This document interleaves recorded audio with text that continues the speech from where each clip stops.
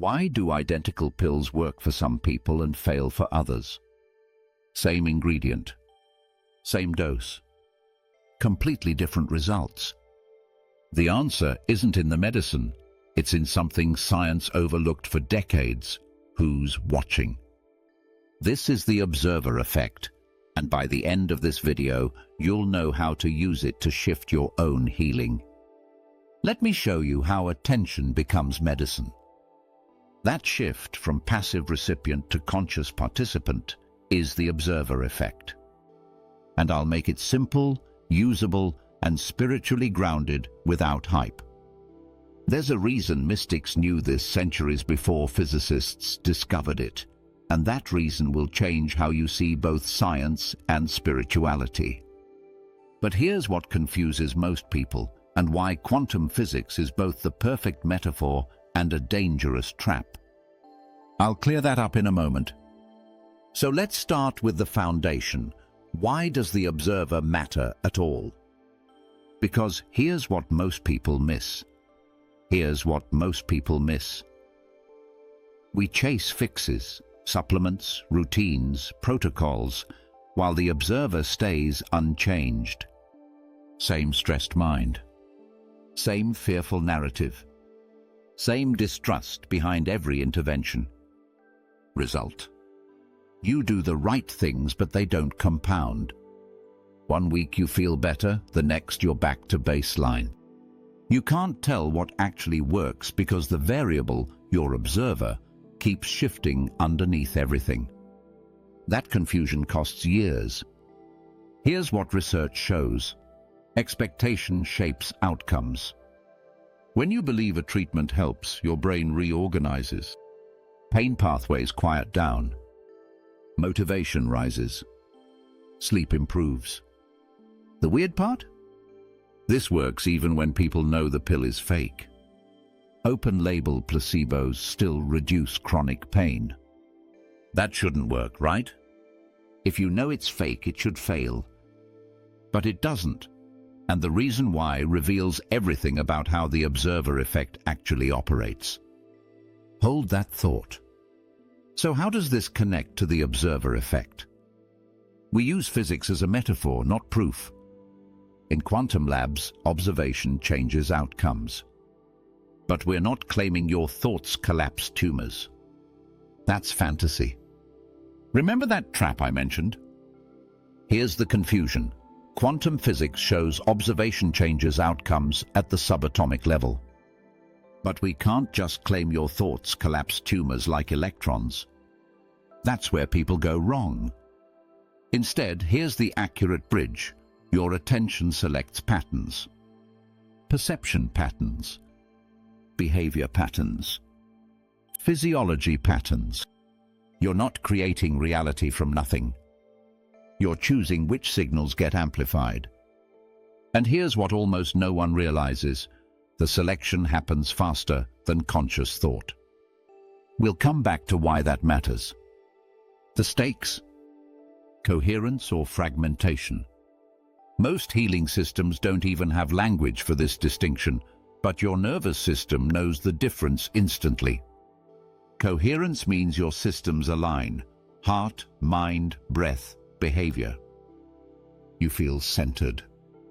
You choose wisely. Your nervous system relaxes. Fragmentation means you ping-pong between fear and control. You scan for threats. You override your body. You chase fixes because you can't feel what's actually true. But there's one specific shift that turns fragmentation into coherence faster than anything else, and most healing practices completely miss it. I'll show you exactly what that is after we understand what's actually being observed. Feel the difference in your body right now.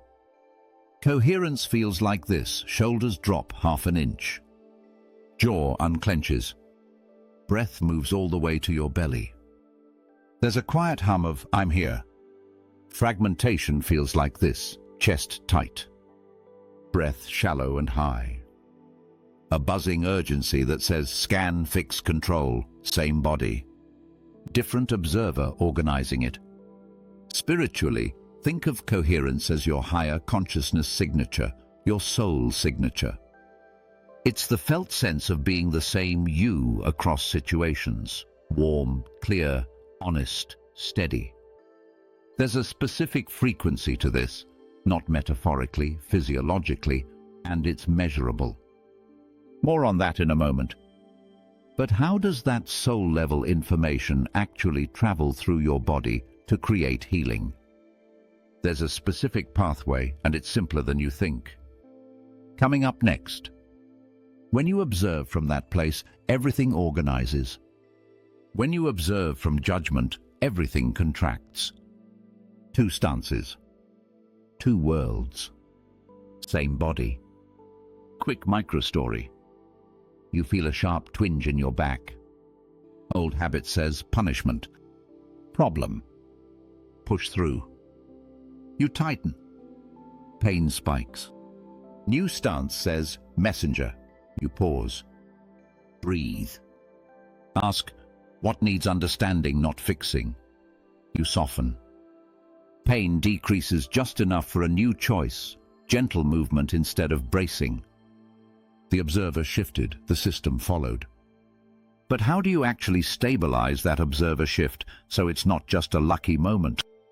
That's the method coming in section 3. If the stakes are attention and coherence, what actually is being observed? Okay, but what is the observer? Is it your thoughts? Your awareness? Some quantum field? This is where we need precision. Because the answer determines whether this is science or fantasy. So let's get clear what the observer effect actually means in physics and in your body. Okay, so basically the simple version is this. In quantum physics, measurement changes outcomes. Before measurement, particles behave like possibilities, a spread of maybes.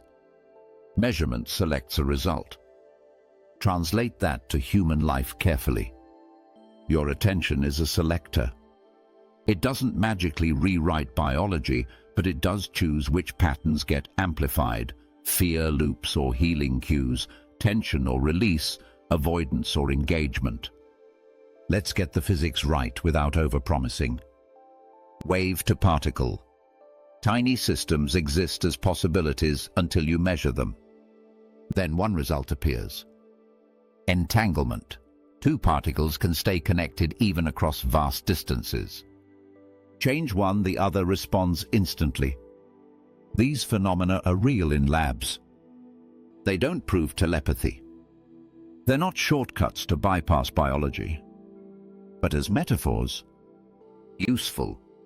Keep that image, possibilities collapsing into one outcome, because when we get to the practice section, you'll recognize it in your own decision-making. The moment you name a sensation precisely, possibilities collapse into clarity. And yes, I know what you're thinking. So can I think my way out of disease or not? Hold that question. The answer is both simpler and more interesting than you expect. The stance: use quantum concepts as analogy, not proof. It suggests, it doesn't guarantee. The practical evidence for observer-influenced healing sits closer to home. Placebo mechanisms. Expectation, conditioning, and ritual drive measurable changes. The story you trust, the person delivering it, the setting, the repeated cues, all signal your system to relax and reorganize. Pause for a second. This matters because most healing advice skips the observer entirely. They hand you the protocol, supplements, fasting windows, exercise plans, but never ask, what stance are you bringing to this? Fear? Control? Desperation? That stance is the variable that changes everything. That's physiology, not fantasy. Now, some people hear placebo and think fake healing. Others hear it and think proof that consciousness creates physical reality. Where do you land?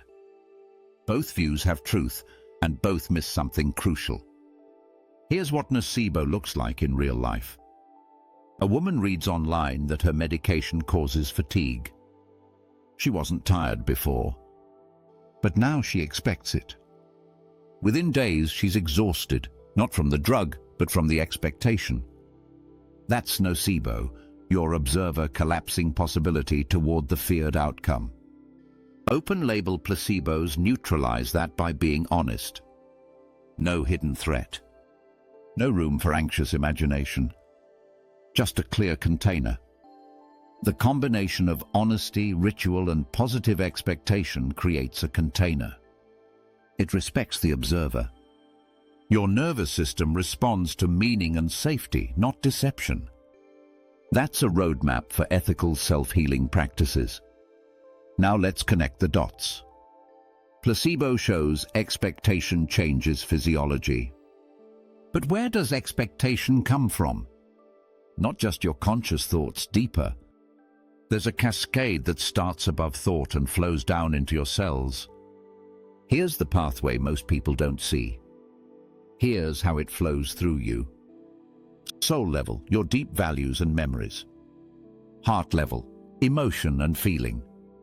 Mind level, thoughts and beliefs. Energy level, choices and behavior. Information cascades down. If the soul says, "I'm safe to heal," the heart softens. The mind builds kind stories. Behavior follows: rest, nourishment, movement. Imagine a waterfall.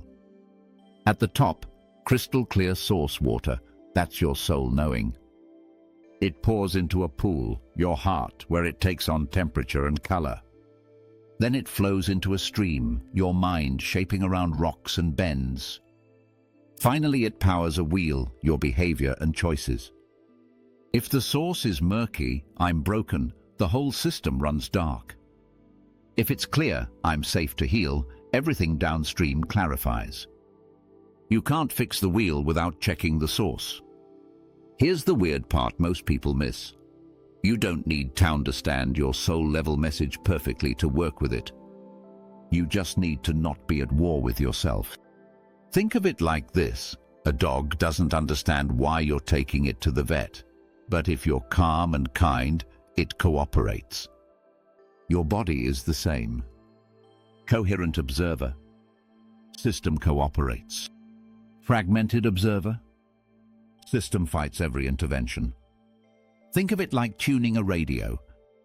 Your focus is the dial. The station is always broadcasting body signals, heart signals, soul signals. In static, you only hear fragments. You react to the worst parts. But when you tune with steady attention, the signal clears. Suddenly the instructions are obvious. Rest now. Hydrate. Call a friend. Stretch. Forgive yourself. Coherence is the clear signal. Fragmentation is static. Try this right now for 10 seconds. Feel your breath. Is it smooth or choppy? That's you checking the station. You just tuned the dial. That simple. Most people never check.